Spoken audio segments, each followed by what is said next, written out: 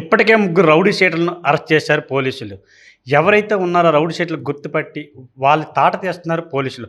అందులో భాగంగా మరొక రౌడీ షీటర్ వెలుగులోకి వచ్చాడు. అదే ఘటన విజయనగరం జిల్లా రాజంపట్నంలో చోటు చేసుకుంది. జిఎస్ఎల్ మెడికల్ ఇన్స్టిట్యూషన్స్ మరియు కిమ్యూ ఇంటర్నేషనల్ యూనివర్సిటీ భాగస్వామ్యంతో ఇండియన్ అలైన్డ్ ఎంబీబీఎస్ కోర్స్ అడ్మిషన్లు అందిస్తోంది నియో. ఎవరు ఆ రౌడీ షీటర్ ఎందుకు అరెస్ట్ చేయాల్సి వచ్చిందని మనతో పాటు పట్టణ సి నవీన్ కుమార్ గారు ఉన్నారు. ఆయన మాటలు ఒకసారి విందాం. సార్ చెప్పండి సార్, ఎవరు ఆ రౌడీ షీటర్, ఎందుకు అరెస్ట్ చేయాల్సి వచ్చింది, ఎటువంటి చర్యలు తీసుకున్నారు? వీడు రౌతు తేజ అని చెప్పేసి రౌడీ షీటర్ అండి. వీడి మీద ఇదివరకే 4 కేసులు ఉన్నాయి.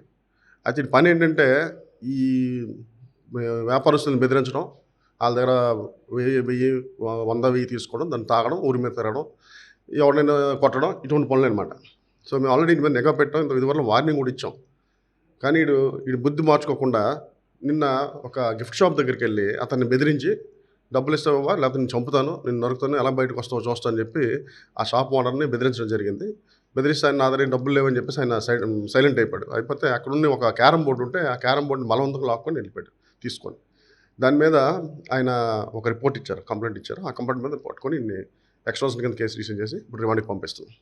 ఇది ఇలా చూసుకున్నట్లయితే ఇప్పటికే రౌడీ షీటర్లు అరెస్ట్ అవుతున్నారని చెప్పేసి పట్టణ ప్రజలందరూ అయితే సంతోషం వ్యక్తం చేస్తున్న పరిస్థితే.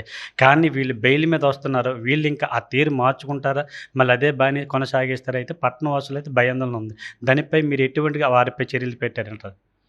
వీళ్ళు తీరు మార్చుకోకపోతే వీళ్ళ మీద పీడీ యాక్ట్ పెడతామండి. పక్కా పీడీ యాక్ట్ పెడతాం, పీడీ యాక్ట్ పెట్టి లోన్కి డిటైన్ చేస్తాం. ఇదైతే ఛాన్స్ ఇస్తున్నాం. ఇప్పుడు మరి బెయిల్ అనేది అది హక్కు ప్రతి ఒక్కరికి. సో బెయిల్ మీద వచ్చినాక ఏమైనా తిక్క ఆశాలు వేస్తే పక్క పీడీ యాక్ట్లు పెడతాం. ఈ అబ్బాయిపై ఇదివరకు ఏమైనా కేసులు ఉన్నాయా సార్? ఇతని మీద ఇదివరలో ఒక గంజా కేసు ఒకటి ఉంది, అలాగే ఒక అట్ట కేసు ఉంది 2022లో. ఒక ఎస్సీ ఎస్టీ అట్రాసిటీ కేసు కూడా ఒకటి ఉంది. ఇప్పుడు ఇది మేము కొత్తగా ఎక్స్ట్రాషన్ కేసు కూడా పెట్టాం. ఇప్పుడు ఈ జరుగుతున్నా కూడా కొంతమందిలో ఇంకా మార్పు అయితే కనబడే పరిస్థితి లేదు. ఇంకా అటువంటి వాళ్ళు ఎవరైనా కనబడినా వాళ్ళకి ఎటువంటి మీరు వార్నింగ్ ఇవ్వాలనుకుంటున్నారు? పక్కా కేసు కడతాం. బెయిల్ వచ్చే కేసులు కాదు, అన్ని రిమాండ్కి వెళ్ళే కేసులే కడతాం. చిన్న కేసులు అయితే ఉండేది లేదు. కౌన్సిలింగ్ లెవెల్కి ఇంకా అయిపోయి కౌన్సిలింగ్ స్టేజ్ దాటిపోయారు వీళ్ళు.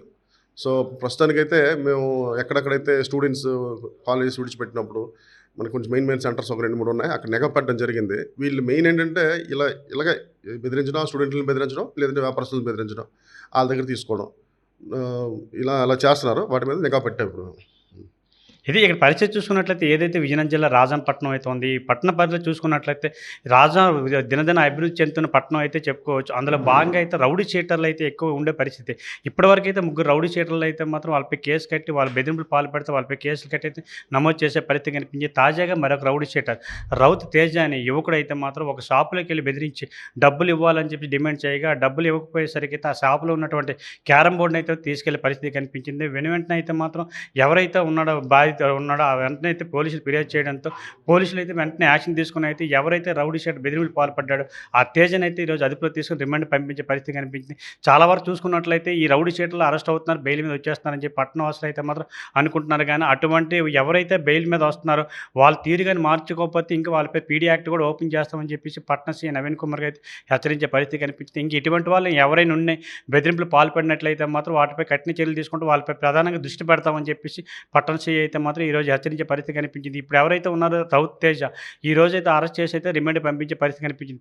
ఇటువంటిపై మాత్రం గట్టిగా హెచ్చరించారు. ఎవరైతే భయపడద్దు, ఎవరైనా బ్లాక్మెయిల్ చేసిన పరిస్థితులు ఉంటే మాత్రం మీరు ధైర్యంగా మాత్రం చెప్పొచ్చు, గోప్యంగా వివరాలు ఉంచుతామని చెప్పేసి పోలీసులు అయితే మాత్రం ఆరోపించే పరిస్థితి కనిపించింది. ఈ విషయంపై అయితే మాత్రం పట్టణ ప్రజలంతా ధైర్యంగా ఉండాలని ఇప్పటికే రౌడీ షీటర్లు 1 by 1 తాట తీసి అయితే మనం అరెస్ట్ చేసే పరిస్థితి కనబడుతుంది.